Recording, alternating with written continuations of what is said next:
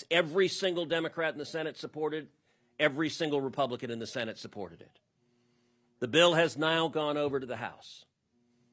And we're here today where Maria is leading the fight in the House to get it done there. We're here today, all of us have spoken to House leadership, urging the House to take it up and pass it before the end of the year. You know, there's a process the House has, something called the suspension calendar. And it's a process to take up bills and pass them very quickly on an expedited schedule. If this bill gets a vote in the House, it will pass. The only question is, will it get a vote or not? And so we're here today on behalf of the victims, on behalf of women, on behalf of teenage girls across this country to say, bring this up for a vote, pass it, and put it on the president's desk. We can get it done, and we can get it done before the end of the year. And with that, I want to introduce my partner in crime, Senator Amy Klobuchar. All right, thank you.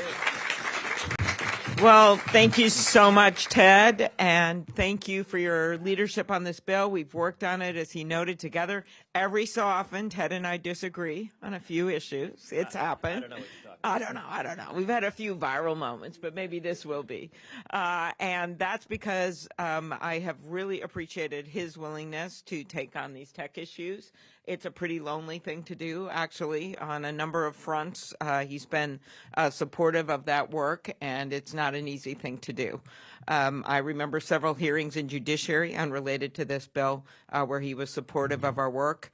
And I've had ads run against me on this stuff, all kinds of things. It's not easy. So this accomplishment of getting this bill through the Senate was no small thing. I want to thank Representative Salazar. I know Representative Dean on the Democratic side has been working with you on this. And we mostly want to thank those brave souls with Elliston and Francisco, Breeze, Samantha, and the others that are here in the front row who have come forward and have been willing to speak out about their experience, because that takes courage. You know, it's not easy to go and say this happened to me and to tell all the cameras about it, but you're willing to do it to help people that you never will even meet who will be victims of these same crimes unless we get this bill passed. So let's talk about why this issue is too important to ignore. Our bill makes sure to protect the constitutional right to free speech. Ted would make sure that happened, because this isn't about limiting self-expression. It's about protecting Americans' privacy, which is also a right, in this new world of technology and AI. As Ted noted, every one of our Senate colleagues supported this bill, from Bernie Sanders to Rick Scott. That's a broad spectrum, okay? And that's because this is truly an issue for our kids and for the privacy of people throughout this country.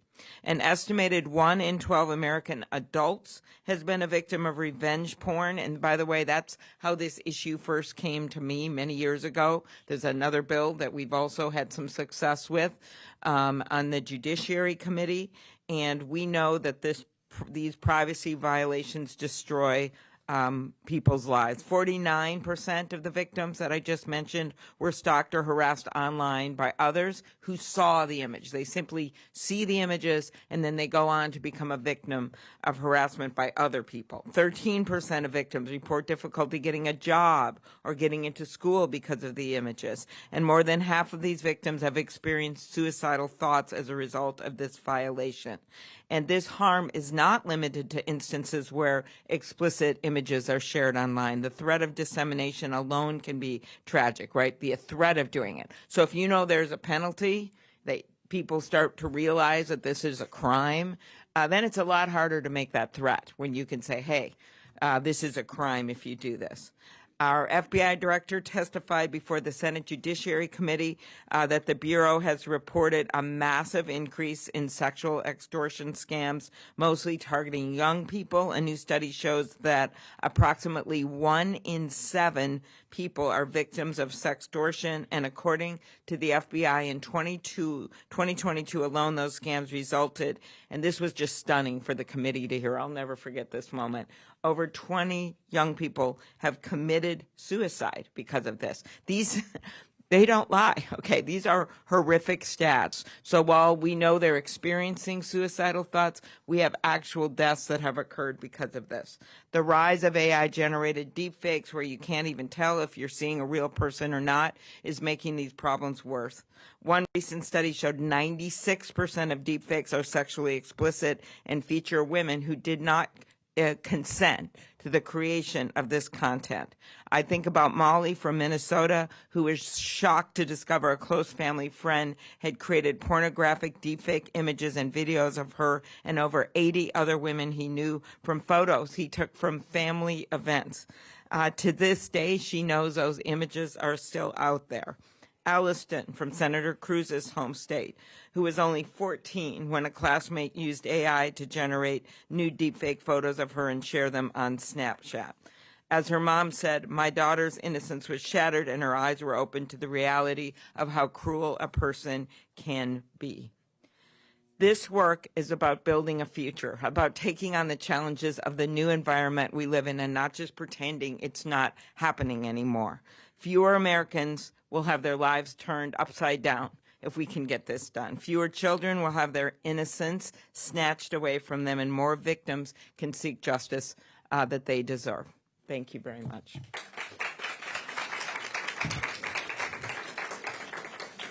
Thank you, Amy. Let's get it done in the House. Amen.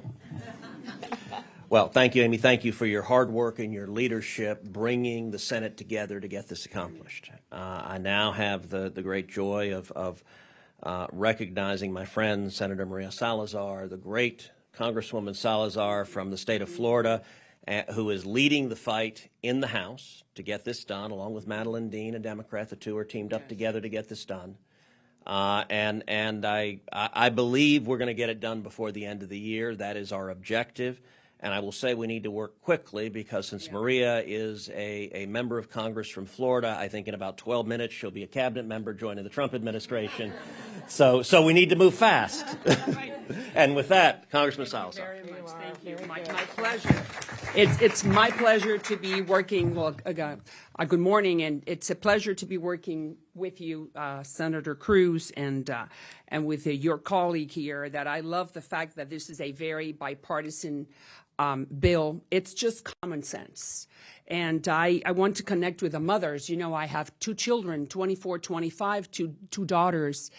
And I can only picture that morning when you wake up and you understand that your child's image and likeness is being used with fake images of them naked, and the embarrassment and the sorrow and the sadness and the desperation. And like you were saying, Senator, that it took Snapchat 8 months to take those pictures down from Elliston, who I know is here.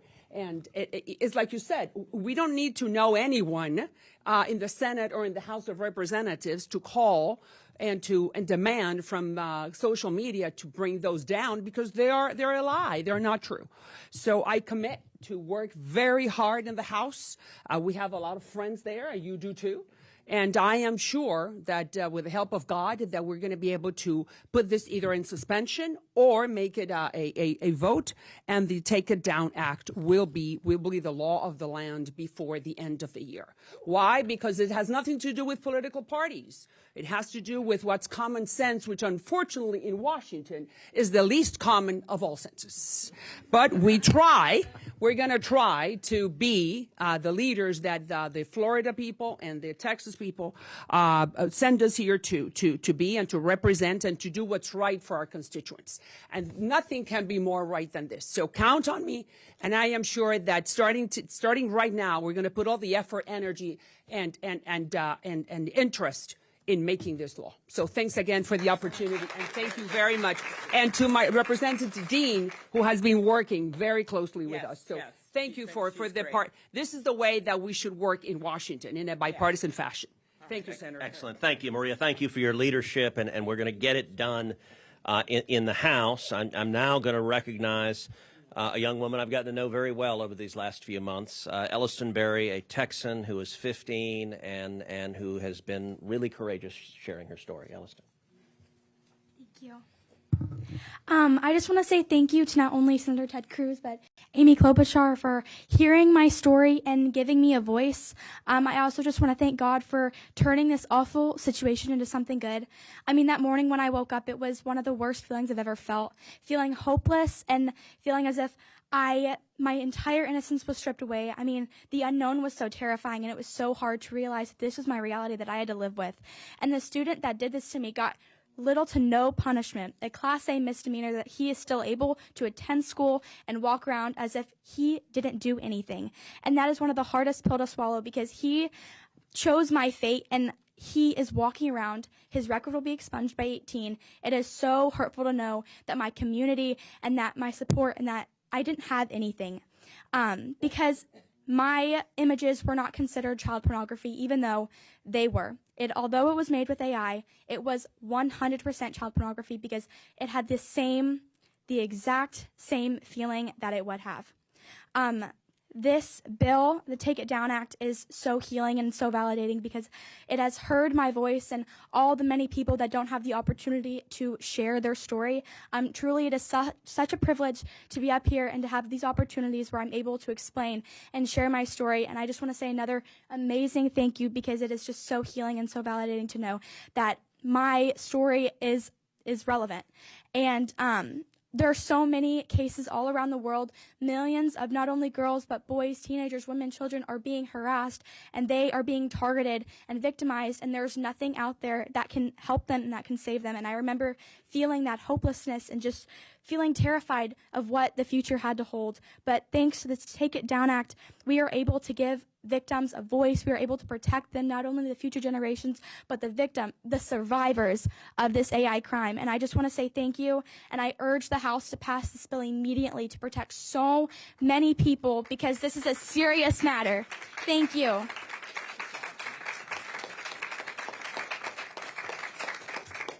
Elliston, thank you very much. That was powerful. I now want to recognize another young woman who Francesca Mani, who Elliston and Francesca had virtually the identical thing happen to them within days of each other.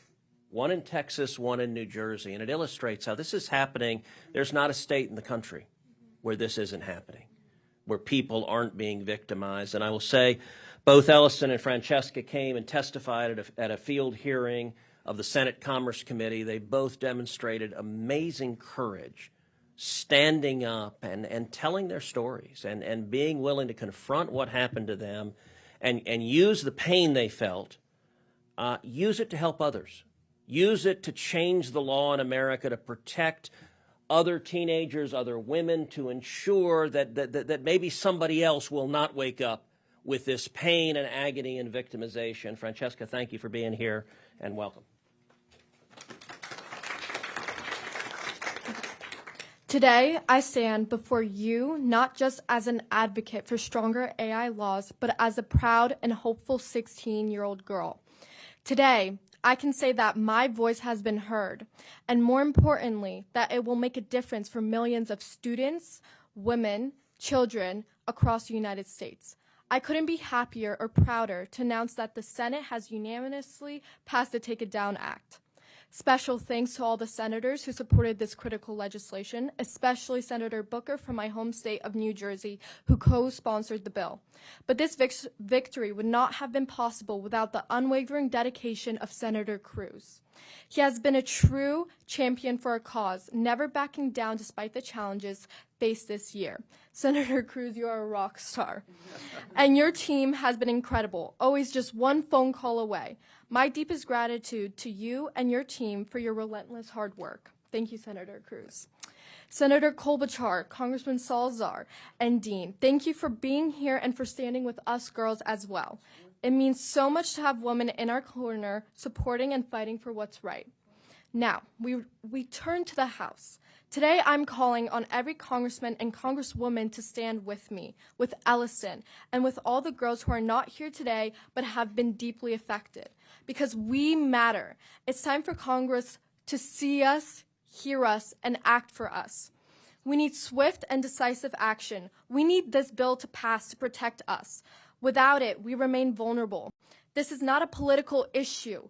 It's a human issue, and I hope we can all agree that protecting our children is something worth uniting for.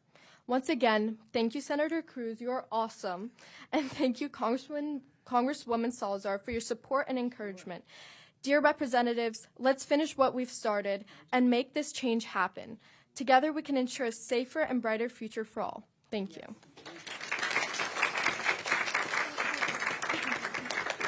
Thank you, Francesca. And I will say both Elliston and Francesca have done quite a number of media interviews. And at the end of some of the media interviews, at the end of Good Morning America, I think the host looked over and was really afraid that they're coming to take their jobs. And I think for good reason. They should be. You know, Amy mentioned that when these crimes occur, sometimes the harms are reputational, they're emotional, they're grief, they're depression. All of that is horrible and wrong. But sometimes the consequences are even graver than that. We're seeing every year young people who are taking their lives, who choose suicide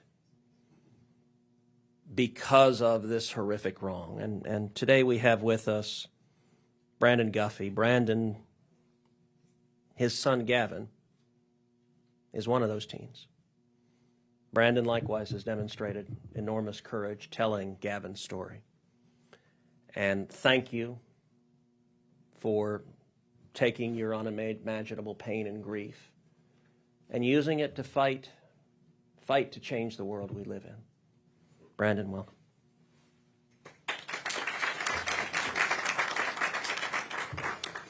First off, I can't thank you two enough. Being, I didn't speak in front of people until I started getting involved in politics. But to see, for y'all to have that courage and to have that fight, we need more of that. It's your generation that is at risk. So thank you so much. Thank you, Senator Cruz. Thank you, Senator Klobuchar, as well. Congresswoman Salazar, Dean, for your advocacy on Take It Down. My name is Brandon Guffey. I am a state house rep in South Carolina. I have a personal experience, as Senator Cruz said, with losing my son due to a crime of sextortion. I'd never heard of sextortion prior to July 27th of 2022. Actually, I didn't even learn what it was until probably August. And as I started to dive in, and my mission in life is to protect children online, I watched these cases rise and rise and rise. We watched AI came in, and these images start to be used without the kids even sending images. Unfortunately, with my son, he was contacted by someone pretending to be a girl through a platform and began messaging, and as teenagers do, they share images back and forth. My son was contacted at midnight on July 27th of 2022. He had taken his life by 1:40 a.m. That is the hurt, that is the shame, because there is no out. The threat of these images going viral is,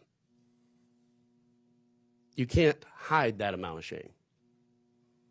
And these kids know. They have watched 18-year-olds lose college scholarships for something that they said whenever they were 14. We've taught everybody this is going to stay with you forever. Even though that I had never heard of sextortion, that was a day that changed my life forever. If my son would have had something like Take It Down in place, then perhaps that decision would have been different. I can't do anything to bring my son back. But what I can do is try to fight to keep another teen from feeling that hurt and feeling that shame. I want to urge the House to pass this bipartisan bill. And that is the most important thing. These bills are completely bipartisan. Who doesn't want to protect our kids? We see what's before us, and we have to stand up and fight. And I also want to thank the groups and the advocacy centers that have been fighting. That's something I was unaware that stood out. You know, the National Center of Sexual Online Exploitation, or National Center of Sexual Exploitation. has been a huge advocate in trying to help me get my voice out and to help our parents and to help our survivors. And we need that because we need our representatives and our senators standing up. And once again, I want to thank all of you for really taking that fight, because it's hard to have a voice up here. So thank you.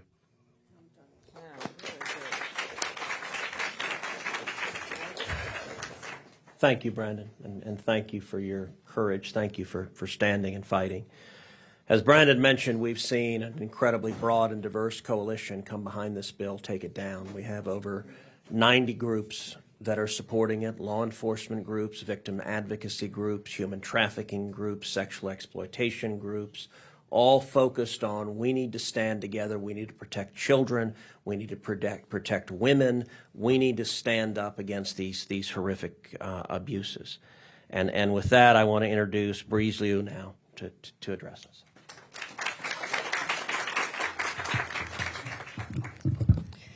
Thank you for having me here today. My name is Breeze Liu, a survivor of deepfake abuse, as well as the founder and CEO of Electo AI, a company dedicated to ending online image abuse.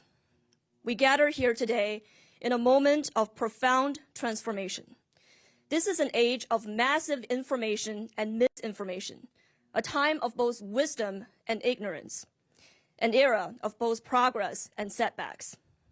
With extraordinary technology advancement, we also face immense challenges.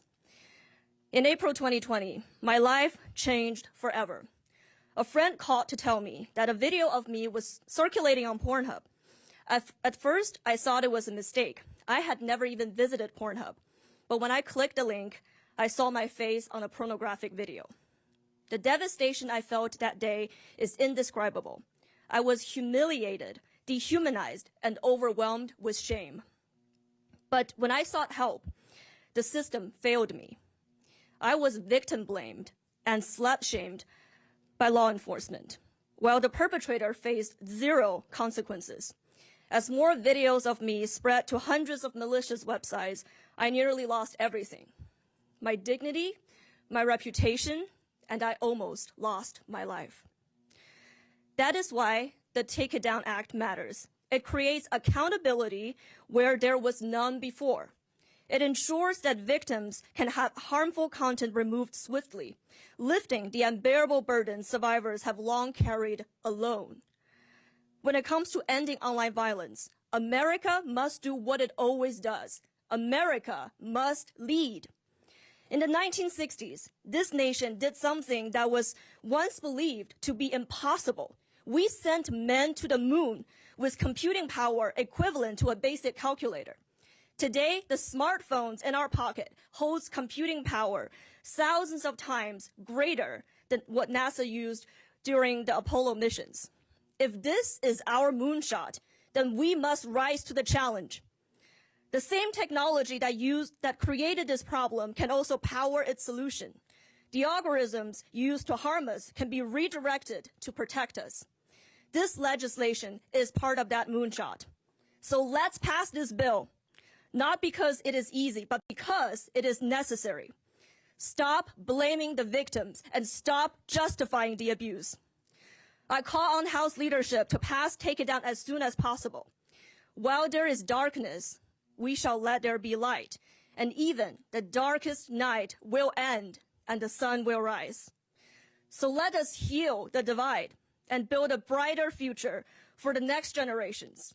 We owe it to our children, a future that is worth living in, not just simply surviving. Do not let my yesterday become their tomorrow. And to all the survivors out there listening today, you are not alone. Thank you. Thank you for your leadership. Thank you.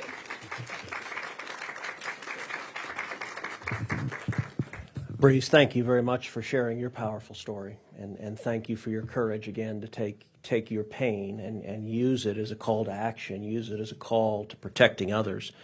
And I will say, as a Texan, I was particularly fond of your quoting JFK in Rice Stadium, which is where he announced that within a decade we will go to the moon. And the quote that Breeze did is JFK asked, why do we go to the moon? And he goes, why does Rice play Texas? Not because it is easy, but because it is hard. And we will do this likewise, not because it is easy, but because it is hard. I would now like to recognize Samantha McCoy.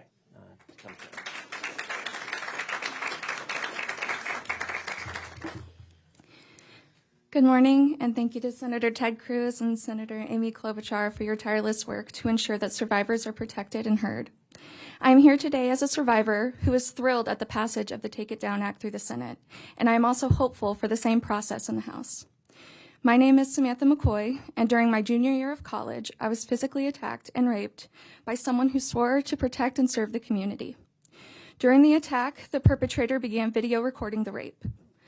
It was only until I reported the rape and an investigation ensued that I discovered the perpetrator had disseminated the video to various sources, including social media sites and directly to people I knew. Being stalked, physically attacked, and sexually assaulted is traumatizing in and of itself. But the moment I realized that the video of the crime was circulating, a sense of pure despair and hopelessness set in.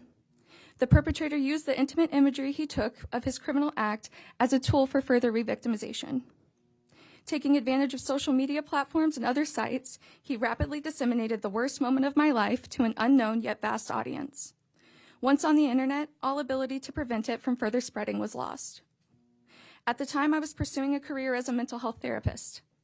Those dreams were immediately jeopardized when I thought of the potential of a future client or colleague coming across the video. All I could think of was everything that I had worked so hard for was all for nothing. My mental health spiraled. I stopped going to public places because I was inundated with obsessive thoughts that a person who stared at me for just a second too long must have seen the rape. I subsequently lost my job and my apartment shortly thereafter. Determined to find protection and ensure the video of the rape was not further disseminated, I sought to find out what laws existed. While many states, including Texas, where I'm from, have enacted laws to criminalize revenge porn and deepfake pornography, these laws vary vastly in the terms of classification of crime and penalty. I was shocked to find out that social media platforms were not responsible for removing intimate imagery and that I had little to no recourse against these platforms. And most shockingly, I had little to no recourse against the perpetrator himself. I eventually channeled my anger into pursuing a career as an attorney so that I could represent those who have been through similar heinous acts. Oh, there you go. Thank you.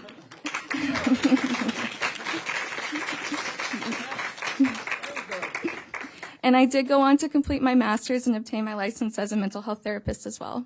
However, I will always live with the fear that I do not have a way to stop the viewing of the worst thing that's ever happened to me. The Take It Down Act provides strong protections to victims of this horrific act by creating a new federal standard, making it a federal crime to publish non-consensual intimate imagery, and puts the responsibility on the social media companies and other websites to remove these intimate images within 48 hours of notification of the victim. Had this legislation been in place at the time of my case, I would have not experienced the constant and repeated pain, as the video of the attack would have been promptly removed, significantly reducing the chances of a wider circulation on other platforms. It would have further empowered me to feel as though I had options to protect myself and ensured that the perpetrator would be held accountable for the irreparable harm he caused. That is why I am calling on House leadership to pass the Take It Down Act immediately. We must finally prioritize protecting survivors of image-based sexual abuse by passing this legislation to shield those who are targeted and hold those who facilitate this abhorrent crime accountable. Survivors are counting on you. Our children are counting on you. My daughter, my 1-year-old daughter, is counting on you. And future generations are counting on you. Thank you.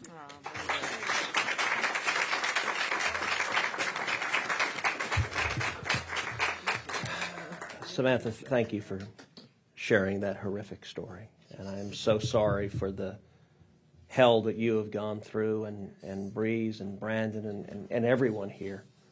What has happened to each of you, it's not right. And I'm hopeful that by coming together, we can put in place meaningful protections so that the next young woman, the next teenager, is not a victim of the next crime tomorrow. With that, we'll open it up to questions. On the House side, Joe Martin from Dallas Morning News. Is there any indication that there is any resistance to this, or is it purely a matter of lots to do and little time?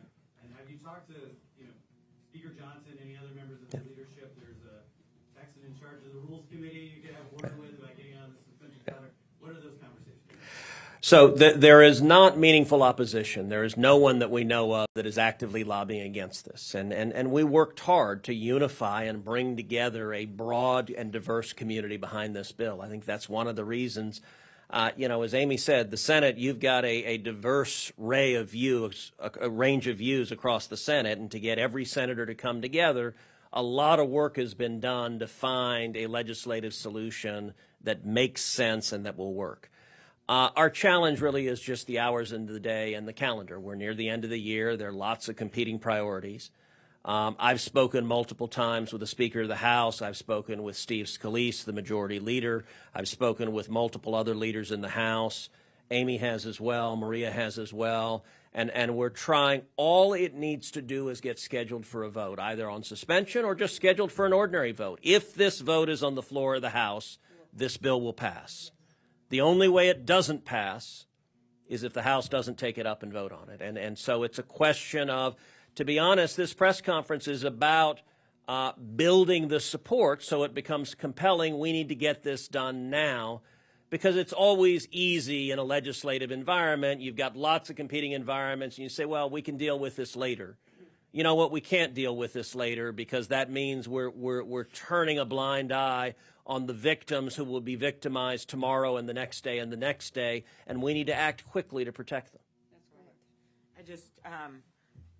We have all talked to people in the House. I have a call scheduled this morning, and I'm going to keep pushing it. I think that the only other possibility is if, in addition to the two Ted mentioned, is if they somehow have a smaller package of things that they add to a year-end bill, that we could somehow get it included to the bill that we're going to do at the end. It's not going to probably go on the defense bill, even though it's to me a major security risk is going on. But it will. That would be the only other possibility. So, I mean, I feel so strongly that if we got it through this place, as in this place, you can get it through anywhere. And this has happened all the time. Sometimes it's easier to get bills through the House because they can have a few people not vote for things and it doesn't matter. So I just don't like the thought, as much as we have unanimous support over here, of going through next year, and there's going to be a whole lot of hearings going on, nominations, things on the calendars, and why don't we just get this done now?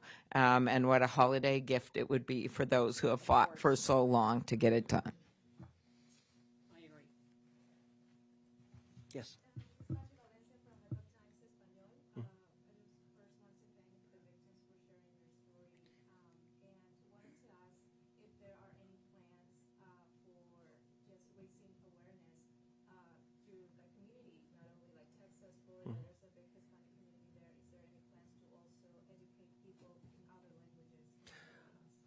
Absolutely, and today is part of that, but we're spending a lot of time. We're spending a lot of time doing interviews, and I'll tell you, nothing is more powerful than what these courageous women and men are doing right now. I mean, every one of them, they're sharing a very personal pain that it would be easy to say, I don't want to talk about this. That was as Samantha talked about, she's talking about the worst day of her life and then getting re-victimized every time someone watches the video of that horrific crime over and over again. And it takes courage. Listen, I got to tell you, I've been inspired. I've been inspired by the courage that all of you are demonstrating.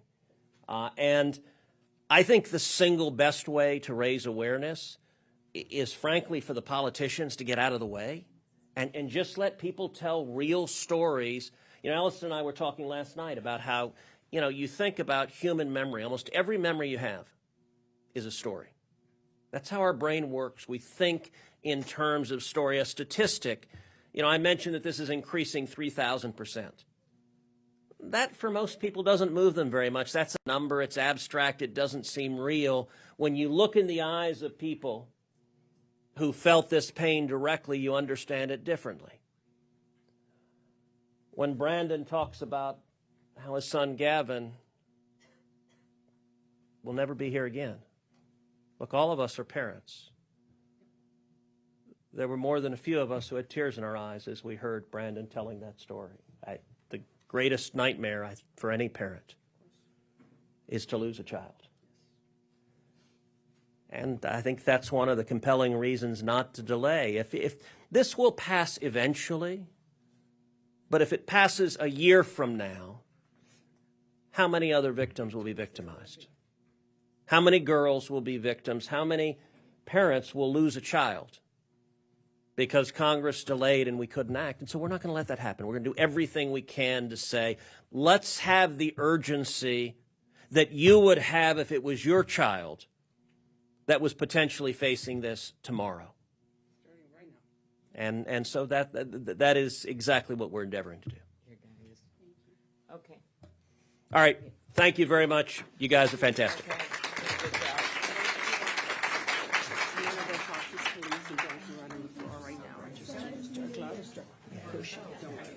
Next door. Put them in suspension. I'm going to Easy to do if you just. I have good friends on the floor, so I'll keep you posted. Thank you very much. No, I don't know if